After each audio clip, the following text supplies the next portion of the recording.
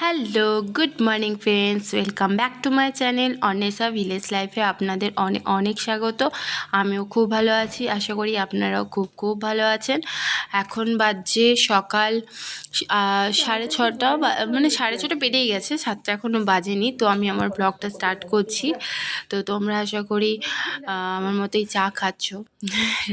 যদিও আজকে আমার ব্লগটা একটু হয়তো তাড়াতাড়ি আসবে, জানো তো এখানে খুব নেটওয়ার্কের প্রবলেম, তার জন্য ঠিকঠাক হয়তো সবসময় আমি দিতে পারছি না। মানে দিচ্ছি হয়তো আপলোডে অনেক টাইম লাগছে, সেজন্য দিতেও পারছি না। তো যাই হোক, দেখা যাক কি হয়। আর এদিকে দেখো, আগের দিন তোমাদের দেখানো হয়নি, আমি আমার বাড়িতে আর একটা বুনুকে মেহেন্দি করে দিয়েছিলাম, ও বিয়ে বাড়ি যাবে বলে। তো এই 2 হাতে মেহেন্দি করেছিলাম, এই দুটো তোমাদের দেখানো হয়নি। কেমন হয়েছে প্লিজ কমেন্ট করে জানাবে। আর এদিকে মা বললো যে সবজিটা কেটে দে, আমি বললাম বেশ ঠিক আছে দাও, কারণ সেদিন একটা পিসু ঠাম্মা আসবে বলে। তো যাই হোক, তাড়াতাড়ি করে মা বললো রান্নাটা চাপাতে হবে, কারণ কেউ এলে না দেখবে সে বসে রইলো আর রান্না করলাম, সে এটা ভালো দেখায় না, না? তাহলে তাড়াতাড়ি কি রান্নাটা করে নিলে তার কাছে দুটো বসে গল্প করা যায়। তো সেই জন্য মাও তাড়াতাড়ি করছিল, আমিও তাড়াতাড়ি কালকে সবজিটা কেটে দিয়েছিলাম। কোনোদিন মাই কেটে নেয়, তো আমিও কেটে দিয়েছিলাম। হ্যাঁ, তো প্রথমে আলু কাটলাম, আর এই দেখো এখন পটল কাটছি, পটলের তরকারি হবে বলে। আর আজকে না সবথেকে ফার্স্ট টাইম আমার ক্যামেরা ধরেছে আমার বর, কোনোদিনও ধরে না। আমি বললাম আমার ক্যামেরাটা আজকে ভিডিও করে দিতে। তো যাই হোক, ভিডিও করেছে। আর এইদিকে দেখো কত মানে রোদ, দেখো মানে মনে হচ্ছে এটা সকাল 7টা, মানে 7টা 7:30 টাইম মনে হচ্ছে। আমার তো মনে হচ্ছে মানে দেখে চারিদিকটা বুঝে 10টা বাজছে। এখন মানে গরমে একটুও বোঝা যাচ্ছে না যে কখন কটা বাজছে। মানে দেখে মনে হচ্ছে কখন যে 10টা বাজছে, 10টা বাজলে মনে হচ্ছে যেন 12টা 1টা বেজে গেছে। আর যখন 7টা 7টা বাজছে তখন ভাবছি 10টা বাজছে। এতটাই গরম, এতটাই রোদ। তো যাই হোক, সেদিন এসেছি বাপের বাড়ি থেকে, তো সেই ক্লিপগুলো নেওয়া হয়নি। তো জানোই তো বাপের বাড়ি থেকে এলে না একটা মন খারাপ তো লেগেই থাকে। তো সেই জন্য আর ভিডিও করা হয়নি। আর এইদিকে দেখো, এটা আমার বাপের বাড়িতে অনেক দিন ধরেই পড়েছিল, তো আমিও নিয়ে চলে এলাম। এটা এখন কোনো শাড়িতে কোনো অকেশনে গেলে হয়তো আমি পরতে পারবো। চিকটা কেমন লাগলো প্লিজ কমেন্ট করে জানিও। আর এই দেখো, এই লিপস্টিকটাও আনা হয়নি, এগুলো তো আর মা ইউজ করবে না, তাই নিয়ে চলে এলাম, আমারও ব্যবহার করা হবে। তো এই লিপস্টিক আর এগুলো ব্যাগের ভেতর থেকে একটা করে জিনিস বেরোচ্ছে, আর মানে এগুলো রাখতে হচ্ছে, আর নিয়ে যেতে খুব ভালোই লাগে। এদিকে দেখো ক্রিম, এগুলো সব নিচে রাখতে হবে, নিয়ে যেতে খুব মজা লাগে, গোটাতে একটুও ভালো লাগে না।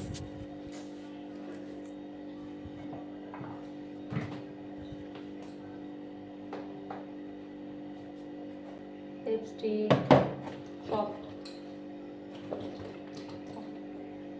আইলাইনার দরকার লাগতো না, তবুও নিয়ে গেছি, নিয়ে যাব যেখানে।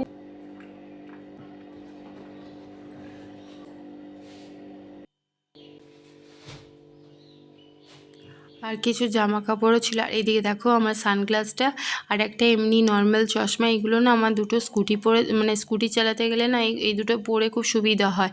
আর এই সানগ্লাস পরে না এই সন্ধেবেলা বা বিকালবেলায় চালানো তো যায় না, তার জন্য আমি নর্মাল চশমাটা কিনেছিলাম। আর এটা দেখো, এটা আমার মা আমার জন্য কিনে নিয়ে এসছে বাজার থেকে, যখন দুর্গাপুর গিয়েছিল মামার ঘর, তখন আমার জন্য একটা লিকুইড সিঁদুর নিয়ে এসছে। কি সুন্দর না দেখতে, পুরো মানে লিকুইড লিপস্টিকের মতোই দেখতে।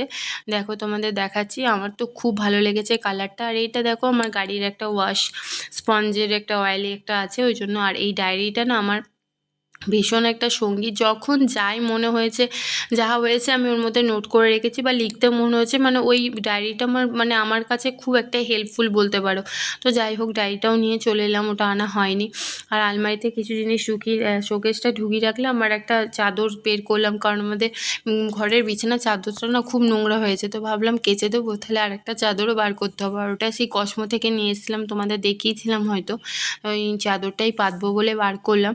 কারণ বেশ নতুন নতুন দু রকম যদি চাদর পাতা হয় না, দেখবে ঘরটাও খুব ভালো লাগে, একটা আলাদা রকম লাগে, তাই না?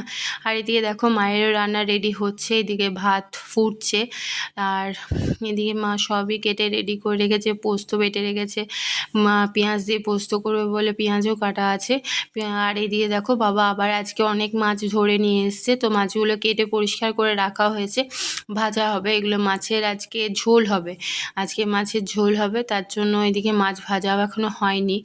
আর পোস্ত হবার জন্য এদিকে মা পেঁয়াজ ভাজতে বসিয়ে দিয়েছে, আর এদিকে আলুও কেটে রাখা আছে, আলুগুলো সেদ্ধ হয়ে গেছে।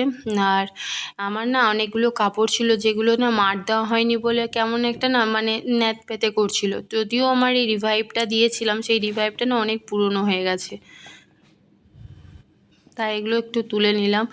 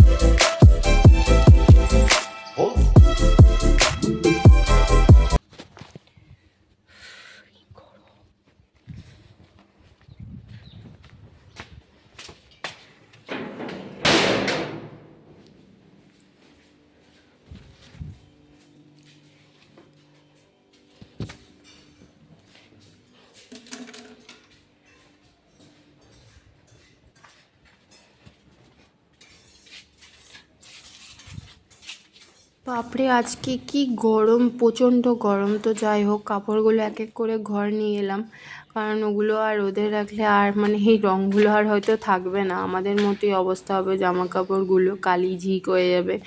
মানে এত গরম সহ্য করা যাচ্ছে না, সত্যি সহ্য করা যাচ্ছে না। আজকেও কাপড় পরেছি, মানে আমার তো কাপড় পরতে এমনিও যদিও ভালো লাগে, গরম করছিল ঠিকই, কিন্তু যাই হোক পরেছিলাম আজকে কাপড়। আজকে ওই জিনিসপত্রগুলো একটু ওই বাইরে রোদে দিয়েছিলাম বলেই আজকে একটু বেশি গরম করছে, তাই না ছাড়া হয়তো ঘরে থাকলে অত লাগে না। আর এদিকে দেখো মা বললো যে কাপড়টা একটু ধরে দে, তো ভাঁজ করে দে। তো আমিও কাপড়টা একটু ধরে দিলাম, বিকাল হয়ে গেছিলো তখন। আর বিকালবেলা তো না এত গরম করছে, আমারও ভালো লাগছে না। তো এইদিকে চুলটাও বাঁধবো কি না, চুলটা আঁচড়াবো বলে খুললাম। চলো আজ